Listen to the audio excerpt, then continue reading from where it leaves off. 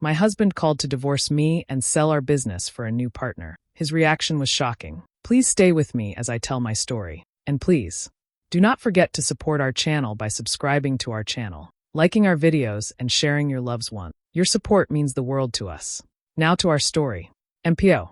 I was folding laundry when my phone rang. It was my husband. Nothing unusual until I heard his voice. Calm. Flat. Too calm. I'm filing for divorce, he said. And I've decided to sell the business. I've met someone else. Just like that. No emotion. No explanation. The man I built my life and career with, turning the page like I was just a chapter he finished reading. My hands stopped moving. I stared at the phone like it might suddenly take it all back. He didn't stutter. Didn't even pause. He sounded like he was ordering takeout. I'm sorry you feel that way, I said, forcing my voice steady. But inside, a storm was building. Because what he didn't know was that I already knew. 2 months earlier, I found strange charges on our business account. Dinners, hotels, spa bookings, but not in our city. Places I'd never been. I didn't confront him. I played dumb. I smiled through breakfast, through meetings, through nights when he said he was working late. I hired a private investigator. Got proof. Photos, texts, receipts. I started separating the business quietly, locked down the bank accounts I managed, changed passwords, transferred client contracts into my name. All legal. All planned. I even consulted a lawyer before he made his move. She helped me draft the perfect counter-strategy. If he wanted to walk away, fine. But not with my half of the company. Not with my effort. So when he said, I've met someone, I didn't scream. I didn't cry. I smiled, though he couldn't see it. That's your choice, I said calmly. But selling the business? You'll need my signature. There was silence. A pause. The first crack in his perfect little plan. I assumed you'd be reasonable, he said. I laughed quietly. Oh, I am. More than you know. He had no idea how deep I'd prepared. No clue how many exits I'd already sealed. His voice wavered for the first time. We can talk about this. I'm sure we will, I said. With the lawyers. That call ended the marriage, but it also lit the fuse. I wasn't the broken woman he expected. I wasn't falling apart. I was focused. Ready. And already 3 steps ahead. We were the couple everyone envied. Built a business from scratch. Laughed at each other's bad jokes. Finished each other's sentences. Our friends called us the dream team. We had matching coffee mugs that said Boss Lady and CEO King. It looked perfect on the outside. But looking back, the cracks were always there. It started small. Late nights at the office. He said he was working on the pitch, or wrapping up client calls. I believed him. Why wouldn't I? We built everything together. I handled the marketing and people. He handled finance and ops. We made every decision side by side, until he started making them alone. I remember the first night I felt it. He came home past midnight. Didn't smell like the office. Smelled like sandalwood and something floral. When I asked, he shrugged. The Uber driver wore too much cologne. I laughed. Let it go. Then there were the texts. He started keeping his phone face down, taking calls outside. Once, I picked up his phone to check a client's number, and he snatched it out of my hand like I was stealing. Said, I just don't like people touching my stuff. That had never been a problem before. The gut feeling grew louder. But I kept quiet. Told myself I was imagining it. He was stressed. We both were. Running a business and a marriage wasn't easy. Maybe we were just tired. But tired people don't hide smiles while texting. They don't vanish on weekends with excuses that don't line up.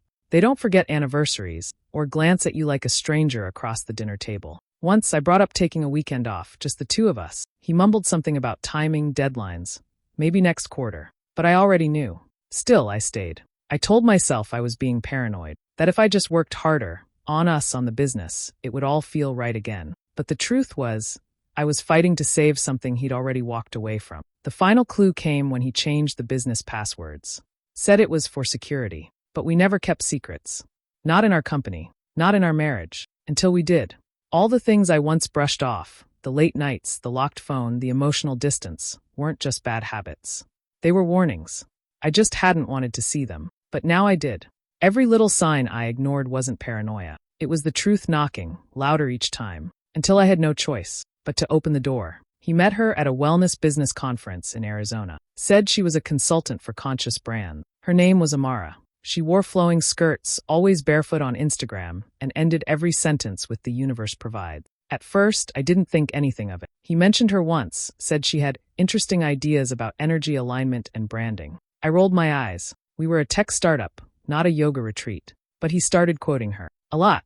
She says people don't buy products, they buy energy. Amara says we should shift from hustle to flow. I thought it was just a phase, some new age nonsense he'd shake off. But then he started inviting her into meetings. As a creative consultant, she spoke in riddles, never concrete plan. Your brand aura is blocked by linear thinking, she told our developer once. He looked at me, confused. I smiled, tight-lipped. Let it slide.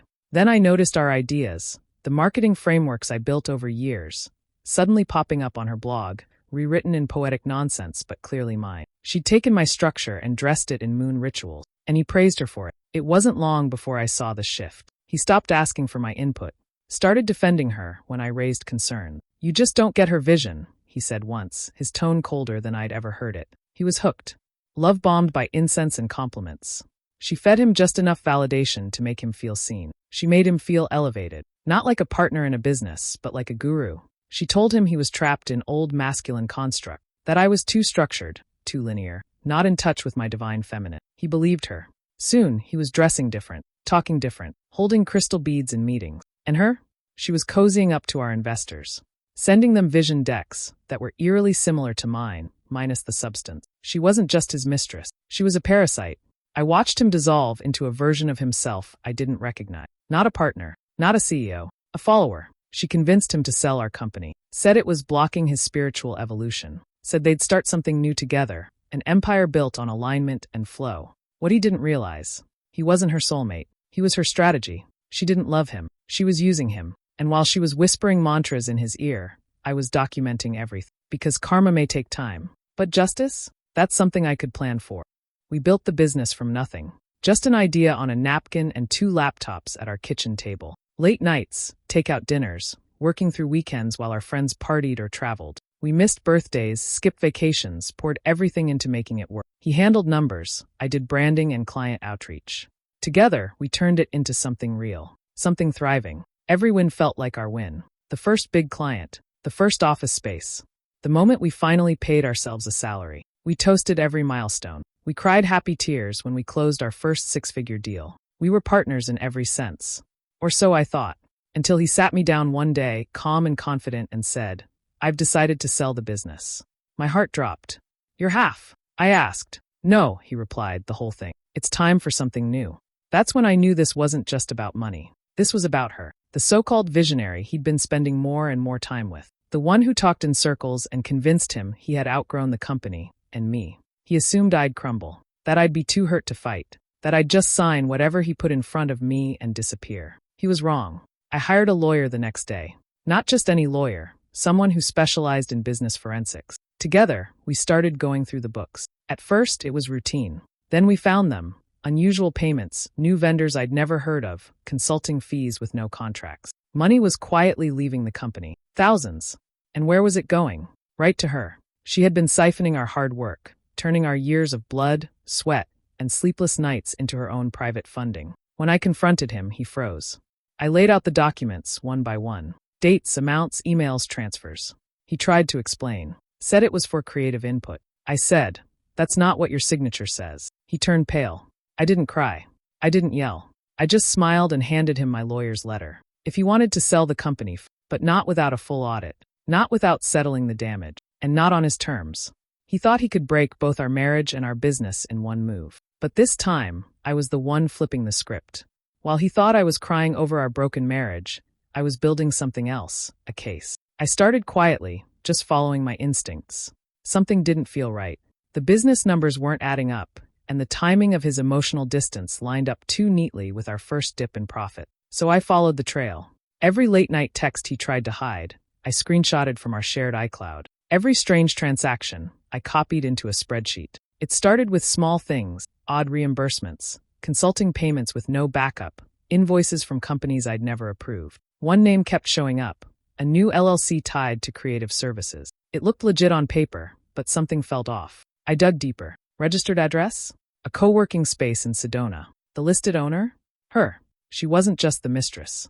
She had set up a fake company and was funneling our money into it, using it like an ATM. He had no clue I was watching. I kept every email, every wire transfer confirmation, every signed approval. Dozens of files, organized, time-stamped, undeniable. I didn't need to scream. I had the truth. I brought it all to a lawyer. She looked through the file, paused, then said, "This isn't just betrayal. This is criminal. That's when it shifted. I stopped being the heartbroken wife. I became a force.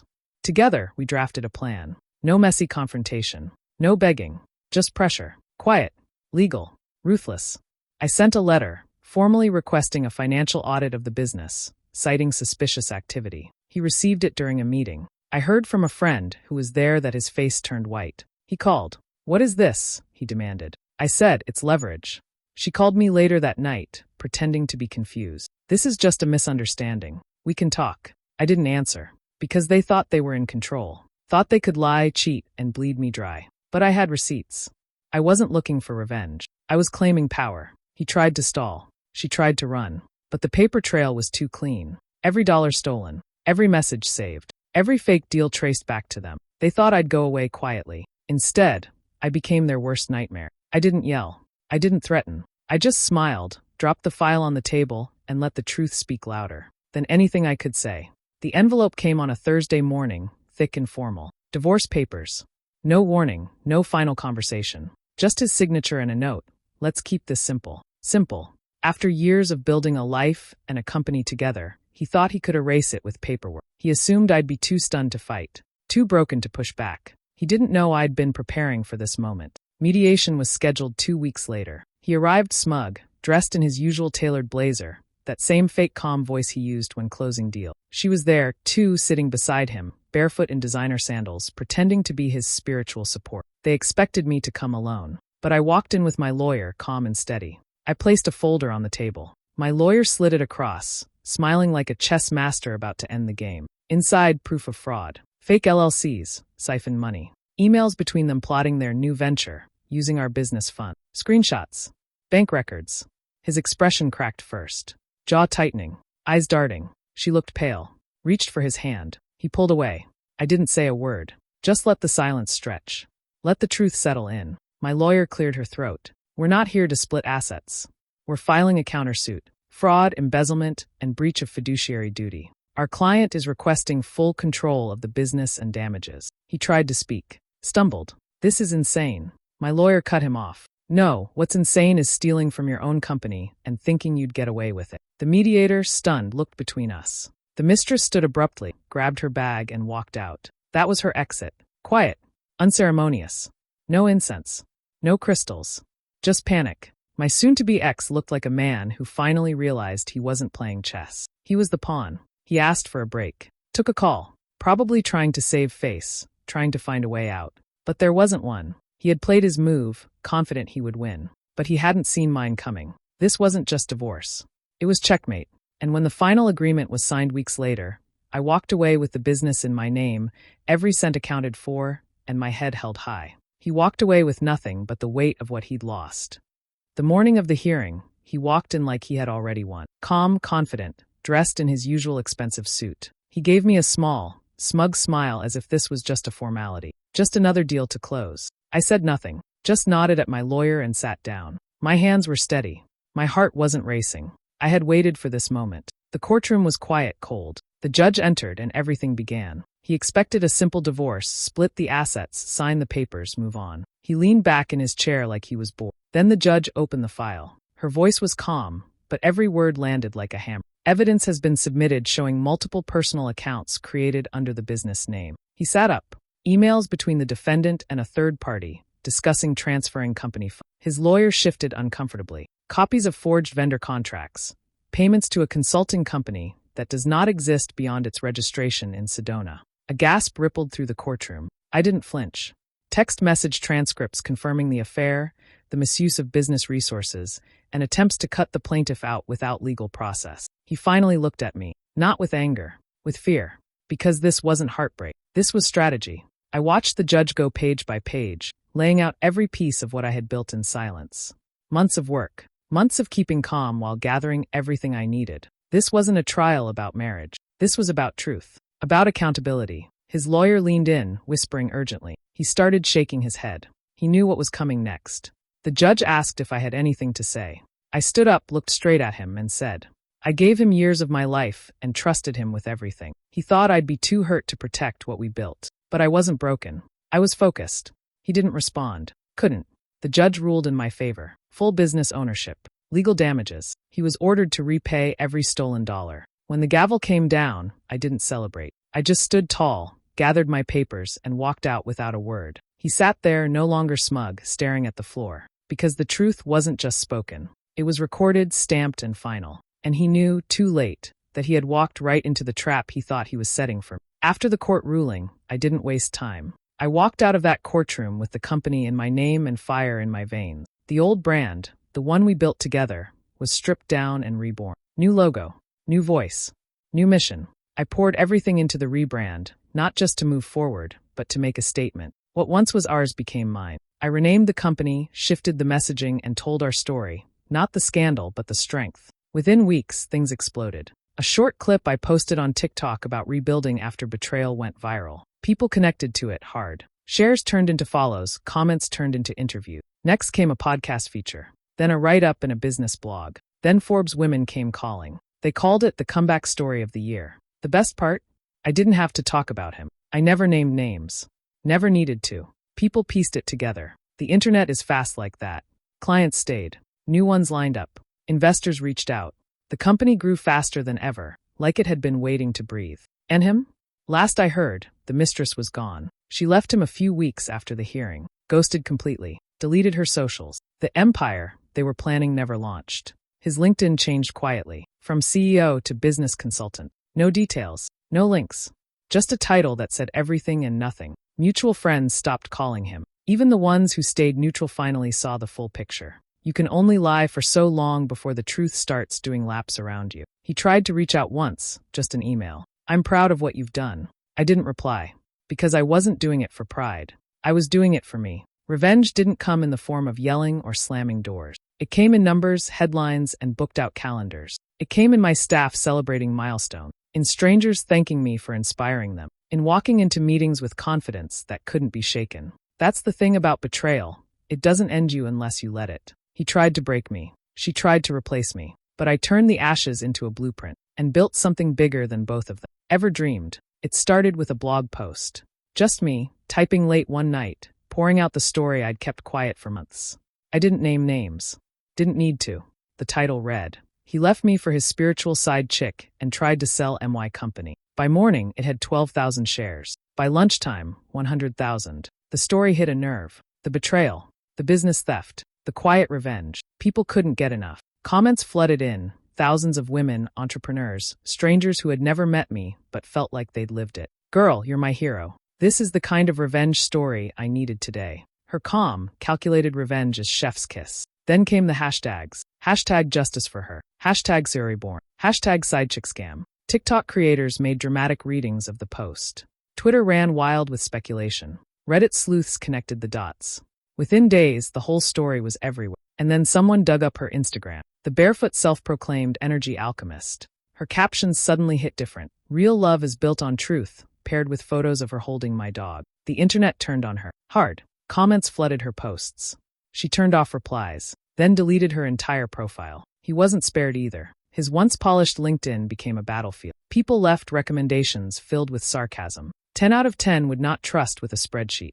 Best at vanishing when accountability shows up. He tried to do damage control, made a bland statement about privacy, and moving forward with grace. But it was too late. The internet has a long memory and no patience for frauds. A week later, a meme of him photoshopped next to incense and a pyramid chart went viral. The caption?